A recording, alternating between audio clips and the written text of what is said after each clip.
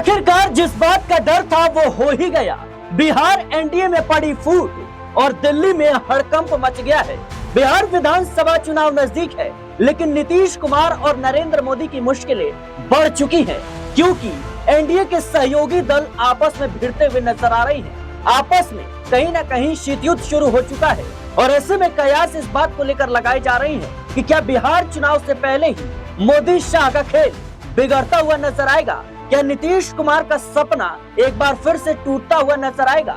दर्शकों, आपको बता दें कि जहां चिराग पासवान जीतन राम मांझी को लेकर ये कहते हैं कि बिहार में सीएम पद की कोई वैकेंसी खाली नहीं है, तो वही जीतन राम मांझी ने चिराग पासवान को लेकर बड़ा दावा किया।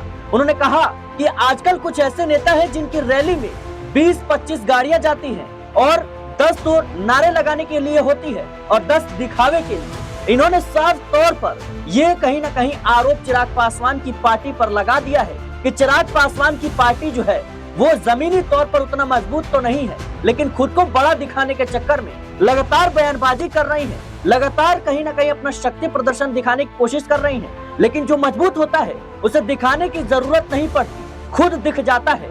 हम आने वाले समय में दिखा देंगे कि कौन बड़ा है और कौन छोटा। तो क्या जीतन राम मांझी और चिराग पासवान का ये शीत युद्ध इतने चरम पर पहुंच चुका है कि भारतीय जनता पार्टी का जो सपना है बिहार में सत्ता में आने की, वो कहीं न कहीं टूटती हुई नजर आएगी? क्या खुद के दम पर जो भारतीय जनता पार्टी सत्ता में आना चाहती है, जो नीतीश कुमार हैं जेडीयू के, वो फिर से मुख्यमंत्री बनना चाहते हैं, तो क्या जेडीयू और बीजेपी दोनों के लिए बड़ा झटका है? मेरे साथ अब्बास ज्यादा जानकारी के लिए अब्बास जी हमारे साथ जुड़ चुके हैं। अब्बास जी, कैसे देख रहे हैं आप जिस तरीके से बिहार विधानसभा चुनाव नजदीक है, लेकिन बिहार एनडीए में चिराग पासवान बनाम जीतन राम मांझी, उपेंद्र कुशवाहा पहले ही कह चुके हैं कि जो मेरी नाव डुबाने की कोशिश करेगा वो पूरी नाव उनकी भी डूब जाएगी। कैसे देख रहे हैं आप?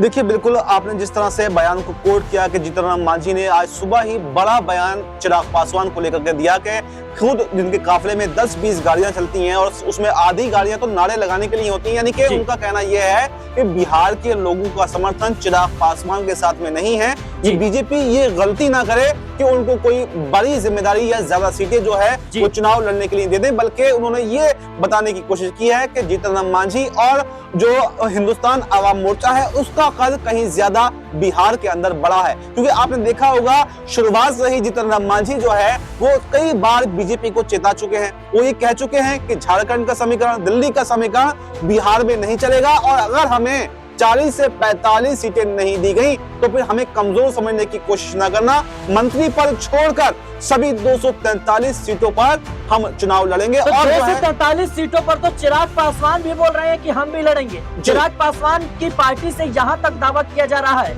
कि वो मुख्यमंत्री बनने की फिराक में है, वो उनकी नजर नीतीश कुमार की कुर्सी पर है और जिस तरीके से चिराग पासवान को लेकर ये कहा जा रहा है कि उन्हें बड़ी जिम्मेदारी बिहार में मिलेगी, तो क्या नीतीश कुमार को साइडलाइन करने की प्लानिंग चल रही है? और उससे भी बड़ी बात कि जीतन राम मांझी भी कह रहे हैं कि हमारी पार्टी अगर 20 सीटें भी ले आती है तो मुख्यमंत्री हमारा होगा। चिराग पासवान की पार्टी अलग राह देख रही है।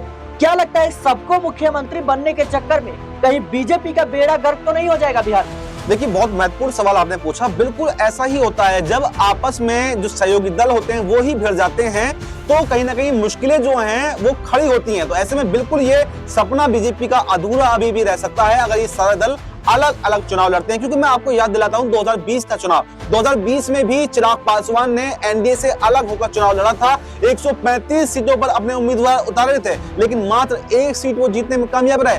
सबसे ज्यादा नुकसान किसी को पहुंचाया तो नीतीश कुमार को और दूसरे नंबर पर बीजेपी को। यानी कहीं अगर वो एनडीए के साथ में लड़े होते तो एनडीए का कद कहीं और ज्यादा बड़ा होता और शायद नीतीश कुमार के जो विधायक हैं वो 43 से बढ़कर 60-70 विधायक आए होते। तो ऐसे में बिल्कुल ये बात पूरी संभावना है अगर चिराग पासवान, नीतीश कुमार और बीजेपी या हिंदुस्तान आवाम मोर्चा ये अलग अलग चुनाव लड़ते हैं तो एनडीए का जो नामो निशान है वो बिहार के अंदर से मिट जाएगा और कहीं ना कहीं इंडिया गठबंधन को इसका सीधे तौर पर फायदा होगा। और जो इंतजार यहाँ पर तेजस्वी यादव बरसों से कर रहे हैं, कहीं ना कहीं तेजस्वी यादव, लालू यादव का इंतजार भी पूरा होता हुआ दिखाई देगा। लेकिन बात चिराग पासवान को लेकर कर लेते हैं। बिल्कुल, चिराग पासवान जब से 2024 में 5 सांसद उनके जीत करके आए हैं, 100% का स्ट्राइक रेट रहा है, उसके बाद में अति उत्साहित पने में है।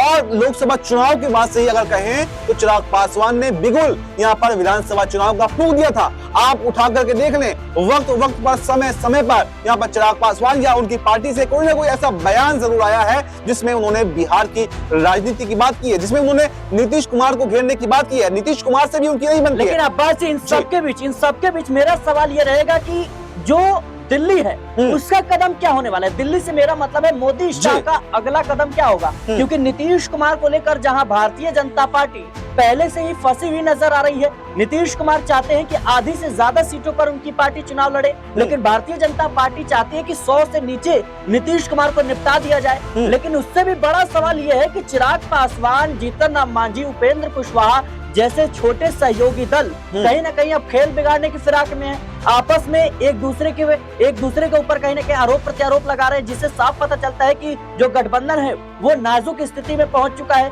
सभी 243 सीटों पर चुनाव लड़ने की बात कर रहे हैं, सभी मुख्यमंत्री की कुर्सी पर दावा ठोक रहे हैं। कैसे देख रहे हैं? देखिए, बिल्कुल बहुत महत्वपूर्ण सवाल आपने उठाया है। ये गंभीर विषय है कि आखिर सब लोग मुख्यमंत्री कैसे बन सकते हैं। सीट एक है, कुर्सी एक है, दावेदार 36 हैं। बिल्कुल वो वाला खेल यहाँ पर होगा कि एक अनार 100 बीमार। जैसे उपेंद्र कुशवाहा हो, जीतन राम मांझी हो, चिराग पासवान हो और खुद बीजेपी हो, नीतीश कुमार हो, सभी लोग इंडिया गठबंधन में अगर कहें तो इतनी बंदरबाट नहीं है। कम से कम तेजस्वी यादव ही अभी इंडिया गठबंधन की तरफ से मुख्यमंत्री पद के उम्मीदवार हैं। लेकिन उसके उलट एनडीए के अंदर हर कोई छोटा मोटा दल जो है वो मुख्यमंत्री बनने की बात कर रहा है। इसलिए अब फैसला यहाँ पर बिल्कुल दिल्ली को करना होगा। बिल्कुल यहाँ पर मोदी शाह को ये बात तय करनी होगी कि किसका कितना बड़ा कद है, उसके अनुसार ही उसको सीट शेयरिंग दी जाए। और ऐसे में जीतन राम मांझी हो, चिराग पासवान हो, सभी को उनके अनुसार यहाँ पर हिस्सेदारी दी जानी चाहिए। लेकिन जिस तरह से वो बड़ी बड़ी मांगे कर रहे हैं, चिराग पासवान 50 से 60 सीटों की मांग कर रहे हैं और यहाँ पर जीतन राम मांझी हैं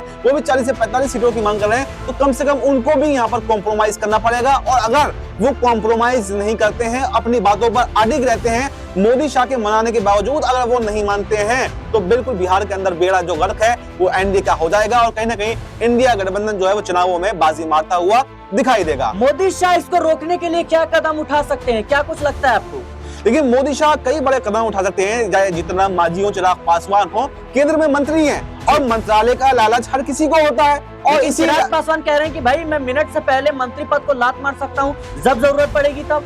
देखिए, जीतन राम मांझी भी कह चुके हैं कि मंत्री पद लात मार सकता हूं, चिराग पासवान भी कह चुके हैं, लेकिन ये सिर्फ एक जुमला है। जिस तरह से जुमलेबाजी बीजेपी करती है, राजनीति में जुमलेबाजी बहुत आम बात होती है। और चिराग पासवान हो, जीतन राम मांझी हो, ये भी वही राजनीति कर रहे हैं। ये सिर्फ चेता रहे हैं, ये सिर्फ धमका रहे हैं। इनका कोई ऐसा मकसद नहीं है, क्योंकि इसका नुकसान बीजेपी को नहीं होगा। चिराग पासवान अपने सांसद लेकर चले जाएं, बीजेपी पर कोई असर नहीं पड़ेगा। जीतन राम मांझी अपने सांसद ले जाएं, बीजेपी पर कोई असर नहीं पड़ेगा। तो बस बिहार के अंदर जरूर बीजेपी को असर पड़ेगा। तो ऐसे में बीजेपी वहां पर भी कॉम्प्रोमाइज कर सकती है। तो ऐसे में सबसे ज्यादा नुकसान जीतन राम मांझी, चिराग पासवान का ही होगा। इनको ये समझने की जरूरत है कि वो उनको मानना है, मोदी शाह को बातों में आना है, या फिर अपने बातों पर अडिग रहते हैं, तो कहीं ना कहीं नुकसान सबसे ज्यादा इन्हीं का होगा। बिल्कुल दर्शकों, बिहार विधानसभा चुनाव नजदीक है और भारतीय जनता पार्टी अपने सहयोगी दल, खासतौर पर चिराग पासवान की लोजपा, और वहीं बात करें हम तो नीतीश कुमार की जेडीयू हो या फिर जीतन राम मांझी की जो हिंदुस्तानी अवाम मोर्चा हो